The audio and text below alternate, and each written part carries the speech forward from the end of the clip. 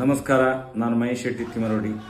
ಈ ದೇಶದ ಎಲ್ಲ ಒಂದು ಹೋರಾಟಕ್ಕೆ ಬೆಂಬಲವನ್ನು ನೀಡುತ್ತಿರುವಂಥ ಸೌಜನ್ಯ ಪರವಾಗಿ ಹೋರಾಟ ಇರಬಹುದು. ಈ ದೇಶದ ಎಲ್ಲ ಜನರಿಗೂ ಪ್ರಥಮವಾಗಿ ವಂದಿಸುತ್ತಾ, ಇದೀಗಲೇ ಕಳೆದ 3-4 ದಿವಸದಿಂದ ಇಡೀ ರಾಜ್ಯ ದೇಶ ಇನ್ಸ್ಟಾಗ್ರಾಮಲ್ಲಿರ್ಬೋದು, ಫೇಸ್ಬುಕ್ಕು, ವಾಟ್ಸಪ್ ಎಲ್ಲದರಲ್ಲೂ ಕಾಣಿಸುವಂಥದ್ದು ಒಂದೇ ಕುಮಾರಿ ಸೌಜನ್ಯ.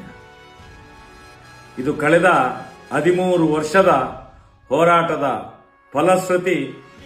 ಇವತ್ತು ಸೌಜನ್ಯಳು ಎಲ್ಲರ ಮನೆಯ ಮಾತಾಗಿ ಮಾತಾಡಲಿಕ್ಕೆ ಪ್ರಾರಂಭ ಮಾಡಿದಳು ಅಂತ ಹೇಳಿದ್ರೆ, ಇವತ್ತು ಮುಂದಿನ ದಿನಗಳಲ್ಲಿ ನ್ಯಾಯ ಬಹಳಷ್ಟು ಸನ್ನಿಹಿತವಾಗಿದೆ ಅನ್ನುವುದಕ್ಕೆ ಒಂದು ಉದಾಹರಣೆ.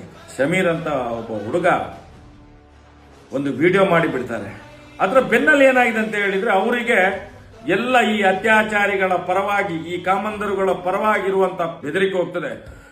ಲೀಗಲ್ ಟೀಮ್ ಇಂದ ನಿನ್ಗೆ ನೋಟಿಸ್ ಬಿಡ್ತೇವೆ, ಅದು ಮಾಡ್ತೇವೆ, ಇದು ಮಾಡ್ತೇವೆ ಅಂತೇಳಿ ಇವ್ರಿಗೆ ಎಲ್ಲ ದಿಕ್ಕಿಂದ ಕಿರಿಕಿರಾಗಿ ನಿಲ್ಲಿಸ್ಬಿಟ್ರು. ಪುನಃ ಆ ಒಂದು ವಿಡಿಯೋವನ್ನು ಪ್ಲೇ ಮಾಡ್ತಾರೆ. ಈಗ ಈ ಹೊತ್ತಿಗೆ ಆಗುವಾಗ ಅದು 1 ಕೋಟಿಗಿಂತ ಮೇಲೆ ಹೋಗಿದೆ. 1 ಕೋಟಿಗಿಂತ ಮೇಲೆ ಹೋಗಿ ಆಯ್ತದು. ನಾನು ಹೇಳುವಂಥದ್ದು, ಇವತ್ತು ಜನರಿಗೆ ಆ ಧರ್ಮಸ್ಥಳ ಗ್ರಾಮದಲ್ಲಿ ಆದಂತ ಅತ್ಯಾಚಾರ, ಕೊಲೆ, ಸುಲಿಗೆ, ವಂಚನೆ, ದರೋಡೆ ಎಲ್ಲ ರೀತಿಯ ಅಕ್ರಮಗಳನ್ನು ಬಯಲಿಗೆ ಎಳೆದಂತ ಒಂದು ವಿಡಿಯೋ ಇವತ್ತು ಇಡೀ ವಿಶ್ವಕ್ಕೆ ಮಾದರಿಯಾಗಿದೆ. ಮುಂದಿನ ದಿನಗಳಲ್ಲಿ ಆ ವಿಡಿಯೋವನ್ನು ಯಾರು ನಿಲ್ಲಿಸಲಿಕ್ಕೆ ಪ್ರಯತ್ನ ಪಡ್ತಾನೋ, ಒಂದು ಎಳ್ಳಿನಷ್ಟು ಇವರಿಗೆ ತೊಂದರೆ ಆದ್ರೆ ಮುಂದಿನ ದಿನದಲ್ಲಿ ಇದಕ್ಕೆ ನಾವು ಏನಾದ್ರೂ ಉತ್ತರ ಕೊಡ್ಲಿಕ್ಕೆ ಪ್ರಾರಂಭ ಮಾಡಿದ್ರೆ ಸೌಜನ್ಯ ಪರ ಹೋರಾಟಗಾರರು ಪ್ರಾರಂಭ ಮಾಡಿದ್ರೆ ಈ ರಾಜ್ಯದ ಸರ್ಕಾರವೇ ನೇರ ಹೊಣೆಗಾರಿಕೆ ಆಗ್ತದೆ, ಪೊಲೀಸ್ ಇಲಾಖೆ ಹೊಣೆಗಾರಿಕೆ ಆಗ್ತದೆ, ಈ ರಾಜ್ಯದ ಕಾನೂನಿನ ಸುವ್ಯವಸ್ಥೆ ಇದಕ್ಕೆ ಹೊಣೆಗಾರಿಕೆ ಆಗ್ತದೆ. ಯಾಕಂತ ಹೇಳಿದ್ರೆ 13 ವರ್ಷದಿಂದ ಮಾಡಿದಂತ ಹೋರಾಟಕ್ಕೆ ಒಂದು ಸತ್ಯದ ವಿಷಯವನ್ನು ಜನಗಳಿಗೆ ಮುಟ್ಟಿಸುವಂತ ಕೆಲಸ ಮಾಡಿದ್ರೆ ನಿಮ್ಗೆ ನೋವಾಗ್ತದೆ.